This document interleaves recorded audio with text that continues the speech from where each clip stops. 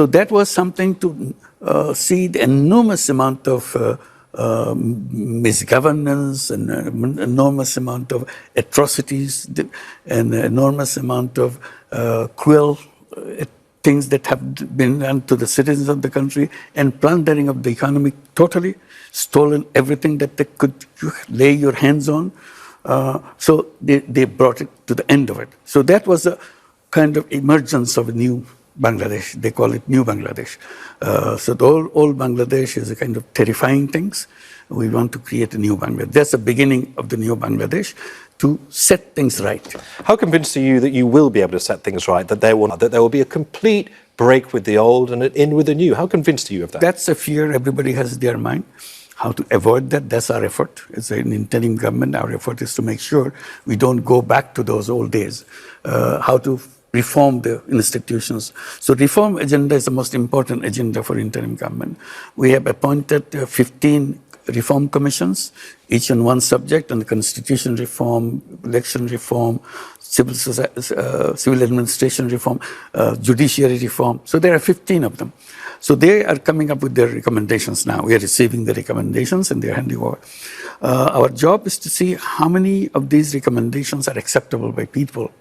So we want to do that, creating by a new commission. It's a consensus building commission. That commission goes with the recommendations to the political parties, asking them the question, which one you agree, which one you disagree, which one you partially agree, etc., in a kind of a spreadsheet. So ultimate goal is to find out on which of the recommendations all parties agree. In finding consensus, I wonder how mindful you are of the role that Gen Z played in the so-called monsoon revolution. They were at the forefront and in many ways bore the brunt of police violence during it. How are you ensuring that there is consensus in terms of their involvement in the future direction of the country? Here we are talking about the political parties. They are representing the views of the people. There are many people outside the political parties. But luckily, those young people that you mentioned, they form a political party itself. So as a political party, same thing is asked to them. What are the things that you agree, disagree, partially agree, and so on and so forth. Ultimate goal is to collect all them on which items all parties agree. That will be the most important thing, because on these are the items that all parties agree. And once it's done, process is done, this will be put in another piece of paper. On this, all parties agree, and all parties sign on this document. So you clearly have a strategy. You very clearly have a method. Absolutely. But personally, what kind of leader would you like to see take the country forward after this interim period is over?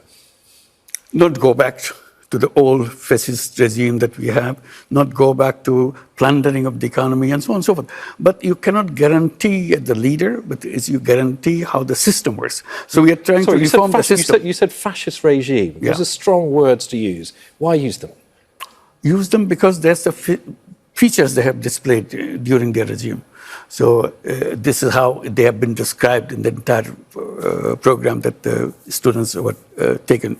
So our idea is to see that the institutions are reformed, policies are reformed, so that we can go back and create a norm, standards that everybody agrees. People can say, hey, you agreed on this, now why aren't you doing that?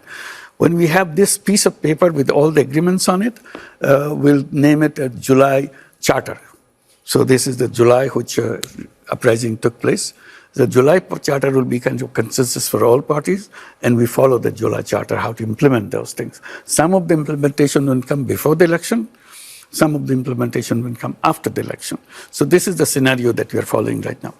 In terms of the timeline for an election, is that correct? Always. Where do we expect it to be between those two? A larger number of items that we can agree on and we want to implement before the election, then we take a longer time. If they are not in a hurry to have the election and go a smaller version of the implementation, then we have the early election in December. If it takes a longer version, we go up to June. Beyond June, we don't go. How do you ensure the results of that election is respected? Will international observers be allowed in, for instance? Everybody will be.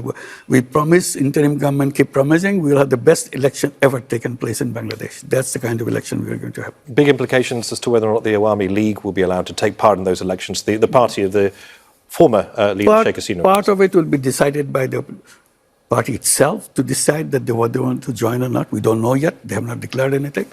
And when it happens, what is the response from the Election Commission and so on and so forth.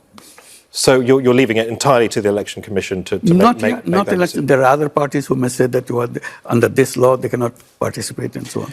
Is So it, fair to those will be say legal that matters. is it fair to say that the honeymoon period after the fall of Sheikh Hasina is probably over now? There are some pretty big challenges that you need to provide concrete answers for, given the fact that there is this lingering influence of the old guard, others who may seek to exploit the political vacuum. And you also, of course, have something like 1 million Rohingya refugees as well that you are minding. Is this something Bangladesh can do alone? Two things. One, about the impatience of people, whether honeymoon period is over or not. Seeing the situation in Bangladesh, still people think interim government is still the good answer for them. They're not saying, let the interim government go, we have the election today. Nobody said that. So this is the direction we are going. We have not faced any such problem of people saying that hand it over as soon as possible. But the Rohingya, that's a separate issue. We're dealing with the Rohingya issue with international organizations, United Nations, and also to make sure that these people can go home safely. So our idea is how to make sure some understanding is created between Bangladesh and Myanmar, so that there's a safe resettlement of Rohingyas to go back to their own homes. Given the huge amount of pressure, like I said, 1 million Rohingya in Bangladesh and countries like the United States, even the United Kingdom and others saying